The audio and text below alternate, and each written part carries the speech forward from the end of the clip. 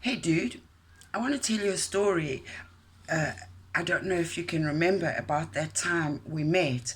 And ladies, for you, this is a story that most and or many of you will have experienced or will certainly be able to relate to in some form or manner. So, hey, dude, remember that time when we met? I can't remember if it was at that new local trendy place. You know that one over there was so happening. Or was it at a friend's barbecue, brah, for South Africans? Or I can't quite remember how we met. Do you? Can you remember how we met? I just know that I remember the conversation flowed. I remember laughing. It was really comfortable. And in fact, it was so comfortable that I remember our juices feeling like they were flowing and there was some desire and lust. And yeah, we thought it would be a winner to hook up. So we did. And I don't know what I was thinking at the time. Maybe it was the alcohol, maybe it was the drugs. I don't know. Maybe it was just I was in the flow of life and just wanting to wing it. And so I forgot to consider sexually transmitted diseases and cross contamination of various communicable diseases and such. I forgot about all of that. I don't know why, because it's like curls me, but there we were. We found ourselves enmeshed, naked, body fluids mixing, and you your lingam penetrated my yoni, and it must have been good. I must have enjoyed it because I can remember afterwards wanting to continue chatting and connecting with you, because it's almost like when you pierced my yoni, you pierced my heart. And being in my sacred space, I got confused and I thought, like, wow, here is someone, even though they pierced me, perhaps they might like to care and show kindness and tend to the wound of the piercing through my heart. But then afterwards, you went quiet. I didn't hear from you. Curious about that. I don't know. Did you have a partner? Were you distracted? Was your intention just for a fly by night? Because I would have liked some conversation about that. I know I made a choice, but I was going with the flow and I didn't realize that your flow ended the next morning. So I might have made a different choice had you been more transparent with your intentions. And I will own being part of that, but I could only consent as far as the information at the time.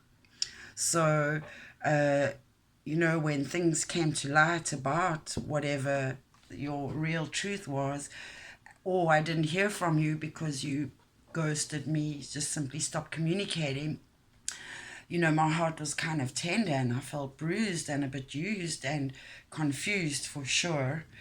And well, anyway, I didn't hear from you, and so life goes on, and I carried on with my things. And I don't know, I just, a few months or a little while later, maybe a couple of months, 2, 3 months, I noticed I was feeling particularly blue and tender. And, I started training because I realized maybe I needed to up my game a little bit and tend to myself a bit more, eat better, and what have you. So I started doing those things.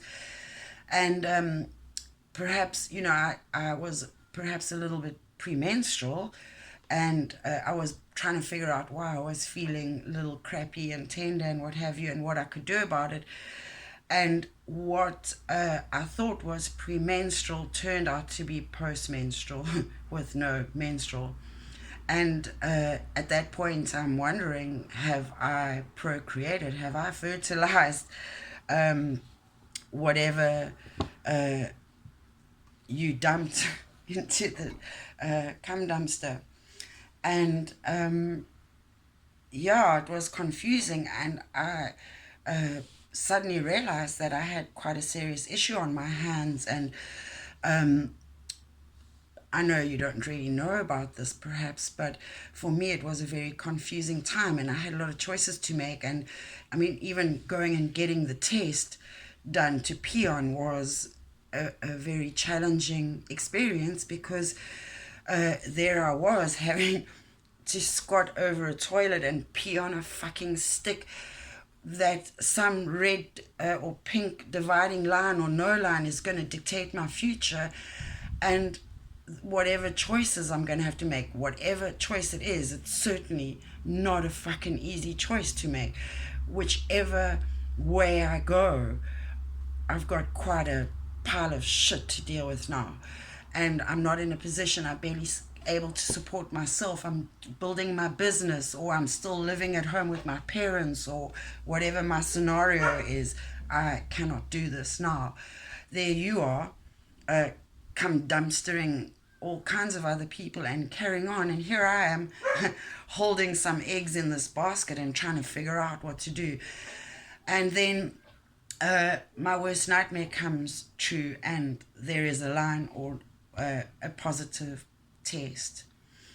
And it's after visiting the doctor for confirmation for the blood test, because 2 or 3 strip tests later, and really hard time to face the truth of the reality of what I've done and the position I've placed myself in. How could I be so stupid? I don't understand. What the fuck was I thinking? Come on. Shit, man. Anyway, so it turns out I'm anywhere between 5 to 8 weeks pregnant, and now there are a whole network of choices to make. Uh, First, for myself, do I want this? Don't I want this? If I do want it, how is that possible? If I don't want it, what options, safe options, are available to me? Uh, and then over and beyond myself, there is you. I don't know. Do you want to know, or don't you want to know? Am I doing myself? Oh, I don't know. Is it just about me, or is it about me and the fetus and you? Is it just about you and I don't know. It's complicated. So after considering many things, I decided to tell you or not to tell you. And either way, I or we decided that this wasn't going to work. And I can't remember quite how involved you were. You might have paid for it. You might have gone with me and held my hand uh, before and after the procedure. And maybe you cared for me for the week after whatever procedure I did, whether it was the surgical um, evacuation, or whether it was through a tablet form. I can't remember. And perhaps you didn't even pay. Maybe that's why I'm partly angry and just shut you down, because how could I even consider you as a father for this child if you don't even know how to step up into a role of ownership and responsibility, not just financially but physically, and giving your time and your space and your energy. I'm sorry you're angry to be in this position. Well, I can't fertilize my egg on my own, and I allowed you into my space. And so, yes, that took care of business, and life carried on. And well, isn't it interesting to bump into you again? And how are you? And how has your life been? And what have you been up to? And how many children do you have out there that you know of? And how many women have been in my same position, and you've known about it or been okay with it, with things not changing?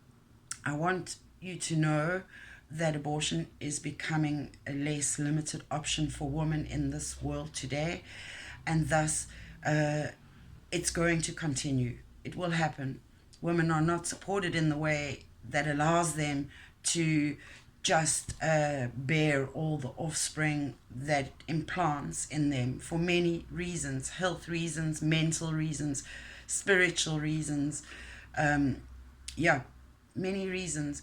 And this not making abortion available to women when there is no better community and societal support in the process of raising a child, and allowing women to be single parents is a very traumatic state for society to evolve in and from without very conscious work and an awareness of how we're operating from our traumas. So I wanted to just give you an insight into the world of what it's like to be a woman who is sexually active, and many of the impacts we have to consider that perhaps you have not even got an awareness of as a man, of what it's like to live as a woman. So thank you for listening and understanding. And to my sisters who've gone through this, if you need any support or counseling when it comes to having to deal with the trauma of abortion, in her story, I'm more than happy to do wellbeing coaching with you, distance healing. I look forward to helping you see your way through your traumas and your choices, and through love and kindness and care. Namaste in Nakesh.